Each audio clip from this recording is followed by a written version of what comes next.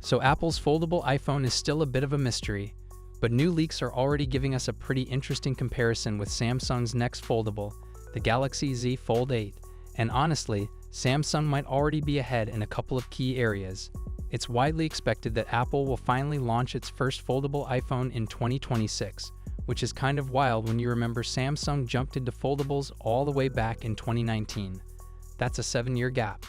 And according to a new report, that experience might really show. A well-known Chinese tipster, Digital Chat Station, shared details about Apple's foldable iPhone. Apparently, it'll come with a 5.25-inch cover display and a 7.58-inch inner foldable screen. It's also said to feature a punch-hole camera on the outer display and an under-display camera on the inside. Now here's where Samsung might pull ahead. The current Galaxy Z Fold 7 already has a 6.5-inch cover screen and a massive 8-inch inner display. If Samsung sticks close to those sizes for the Fold 8, it'll easily offer bigger screens than Apple's first foldable, even if the aspect ratios end up being different. Cameras are another area where Samsung seems to have the edge. The Galaxy Z Fold 7 packs a triple camera setup on the back, including a 200-megapixel main camera with OAS, a 12-megapixel ultrawide with autofocus, and a 10-megapixel telephoto with 3x optical zoom. Meanwhile, the foldable iPhone is rumored to come with just a dual camera setup, likely a 48-megapixel main sensor with OAS and an ultrawide camera. No dedicated telephoto lens, at least based on current leaks. Front cameras matter too, especially on foldables. Under-display cameras usually don't look as good as traditional punch-hole cameras. Samsung uses two 10-megapixel selfie cameras on the Fold 7, one on each display. If the Fold 8 keeps a similar setup, it could easily outperform Apple's under-display camera solution in real-world use. So while Apple's foldable iPhone will definitely be a big deal, the Galaxy Z Fold 8 could still have some clear advantages, especially with bigger screens and more versatile cameras. What do you think? Is Apple too late to the foldable game, or will they surprise everyone? Let me know in the comments. And if you enjoyed this breakdown, don't forget to like, comment, and subscribe. I'll catch you in the next one.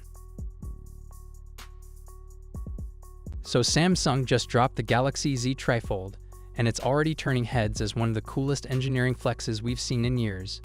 But even with all that hype, the rumor mill is already shifting toward what's coming next. And that means the Galaxy Z Fold 8. A well-known tipster, at crow_row, is hinting that Samsung isn't just doing its usual minor upgrades this time. The Fold 8 might get some real improvements, and it starts with the internal structure. Samsung is reportedly reorganizing the inside of the device so they can free up more space for hardware. And whenever Samsung starts talking about internal optimization, most of us think the same thing: a bigger battery. The Trifold hit 5,600 mAh thanks to its triple cell setup. Now, the Fold 8 probably won't get anywhere near that number, but rumors suggest Samsung might still increase capacity by around 300 mAh. That's not massive, but it's still a nice bump for a foldable. Charging speed looks like it'll stay at 45 watt, but there's a chance the Fold 8 will support Q2 wireless charging, which would be a great addition for the 2026 lineup. Samsung is also expected to refine the design even further. The Fold 7 already holds the title of the world's thinnest and lightest foldable, and it sounds like the Fold 8 will keep pushing that lead. On top of that, Samsung is apparently working on another Fold variant with a completely different shape. This one might have an 18:18 aspect ratio when opened, giving it a nearly square look. And the outer display, think credit card sized. It's definitely an interesting direction. So what do you think? Are these upgrades enough to get you excited for the Fold 8? Drop your thoughts in the comments. And if you enjoyed the video, don't forget to like, comment, and subscribe. I'll see you in the next one.